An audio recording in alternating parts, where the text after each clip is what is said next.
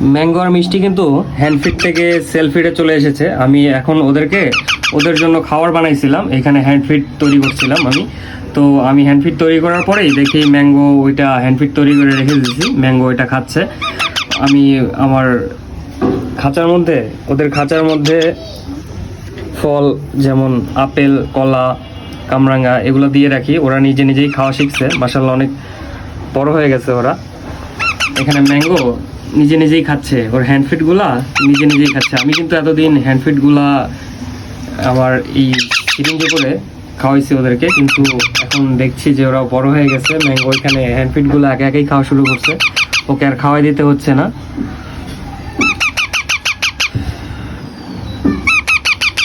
মিষ্টি এখন অনেকটা ছোট, ও এখন অনেকটা কম বোঝে, এই কারণে ও আমার কাছে আসছে শুধু খাওয়ার জন্য। এই সিরিঞ্জটা দেখতে পাইছে, এখানে আসছে ও খাওয়ার জন্য। আমি এখন